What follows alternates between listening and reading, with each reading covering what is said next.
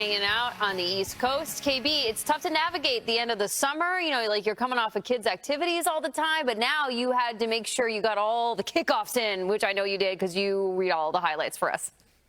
Oh, yeah. We're never coming off the kids' activities, though, Jimmy. Those things never stop. The new ones start. They overlap. There's constantly. But you got to make time because we have, like, real football this weekend, real starting quarterbacks, Josh Allen, Jackson Dart, Kyler Murray. You take your pick, making real plays. And there's also just, like, don't you guys feel there's real things to sink our teeth into this morning? There's real news. We got Rap Sheet here. It's like, feels all official. Just rock and roll. Let's do it. Well, speak of the devil, and he doth appear. Ian Rappaport, I love you. You're not devilish whatsoever. You give us the news, the information, Rap Sheet. There's always a big name lingering out there in the off season, and whenever this person decides to sign a certain team, you're like, okay, we must be getting closer to a season. What do you got for us this morning, Rap Sheet? I got Von Miller and his hometown Dallas Cowboys. Miller posted last night on Instagram a Photoshop of himself in a Cowboys uniform, and it was not wishful thinking. It was not him trying to speak it into existence, the team that he grew up rooting for, the team where he's actually been working out across the street from the facility for the last several weeks. This is real. Von Miller has, in fact, agreed to terms with the Dallas Cowboys. The team eventually made it official last night. Going to be a one-year deal for Von Miller. And for Dallas, the potential final piece for this team, they've been looking for a little more on the edge. They've talked to a couple of teams about trade markets. They've looked around for available free agents. Von Miller, certainly the most decorated last year at 36 years old for the Washington Commanders in very, very under-the-radar status. He had 9 sacks. What can Von Miller do at 37 for the team he always wanted to play for? As he said on Instagram last night, here we go. And then Manti went with the top 5, and I was like, whoa! All right, Manti, if he's the top 5, there's only, you got Chase, you got CD, there's a lot of guys who are not going to be in the top 5. I have DJ at 90 catches. I've said it, 90. That's pretty substantial. Top 5, you're going to have to give like 115, but I love it. And I love that he's smiling while he does it. It's like preseason. Let's just get a hit, all right? I just want to get a hit. I know I'm not going to be here long. Let me get a hit. My favorite thing from the weekend was like late breaking. I know there's a lot of great action on the field, and a lot of the star quarterbacks look good.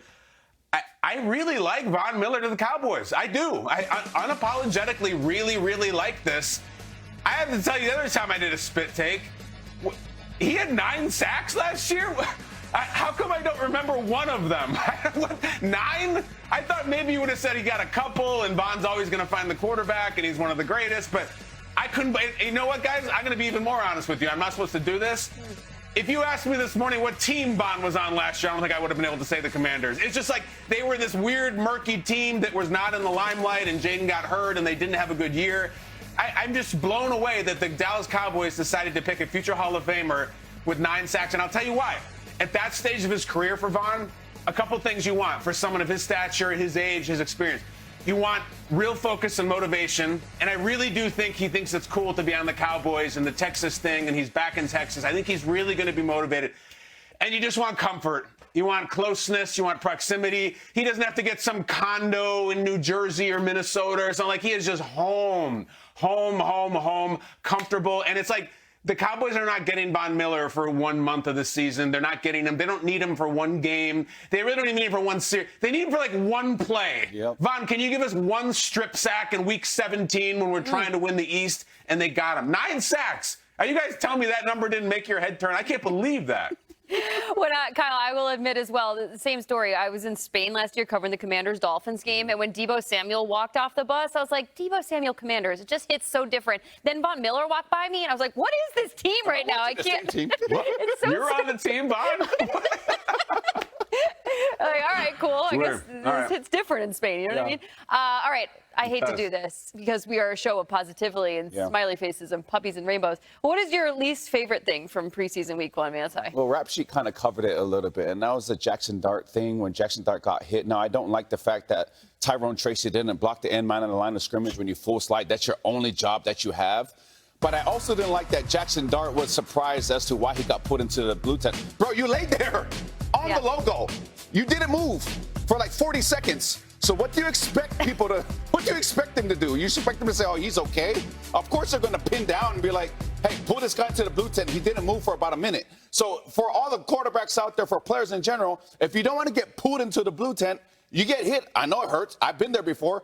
Get up. Like, there's an old school thing is that you don't walk around like you're hurt. So if you don't want to get pulled into that thing in the era in this game where there's cameras on you at all times and there's a guy that's sitting up in a press box in New York somewhere that's specifically looking at the player health and safety of the players, just get up, buddy. Like, don't stay down. Don't lay down, KB. That was my least favorite part about the entire week one, and I had to pull because I loved the entire week one of football.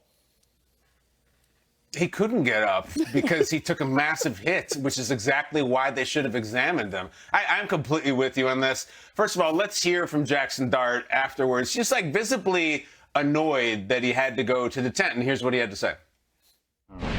As far as the blue tent, like I really respect the rules and the thought behind, the NFL has of keeping players healthy and reviewing things, but at the same time, I'm still puzzled by it just feeling like every time that I get hit, I just find my way in there.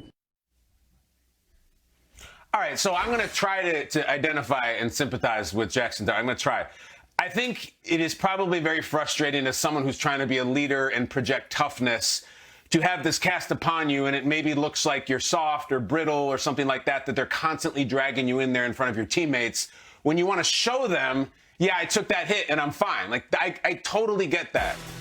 But Jackson, like, they knocked you halfway to Piscataway. Like, this is a huge hit, and to Manti's point, you're napping on the field for an hour, it looked like. Of course they're going to come see you. Like, this was not just your garden variety, I took a hit on the sideline, a nice pop on the shoulder pads. Yeah. You were on the logo. And then you're on the logo on the 50-yard line. Every single person is watching you take the hit. This is why they flagged you, Jackson. They should have. And they are doing it for your benefit. And you say I respect the rule. I don't know if you do, because this is why they are in place. And your own head coach, John Harbaugh, says, oh, I don't know, maybe the league takes into account the past of the play. Of course they take that into account. They got a whole dossier on Jackson Dart and all the stuff that was done to him his rookie year. So, yeah, guys, when you get blasted by an unblocked tackler and you are lying there night for 1,000, 2 1,000, 3 1,000, you're going to get looked at. You don't have to go to the hospital. You don't have to leave the sideline. But it's 2026. You would have got looked at in 1986. I was there. Like, I don't understand the confusion here. Huge hit, middle of the field, on the Giants logo, night time. You take a look. You don't have to leave the game. You're not out of the game. But we're going to give you a once-over with the flashlight and all right? And it's for your own good. So I understand the frustration. I do. I actually respect the frustration. But I don't get the puzzlement at all. It's clear as day. Come on. Yeah, you think it looks bad to get escorted into the blue tent. It looks worse if you take a hit on the next play and then it actually is bad for you. So, like, the team and the league, everyone wants the best for you, all right? Preseason week 2 gets underway on Thursday. It's just coming in hot already. And then on Saturday, here we go, week 2. What are we going to get from the first?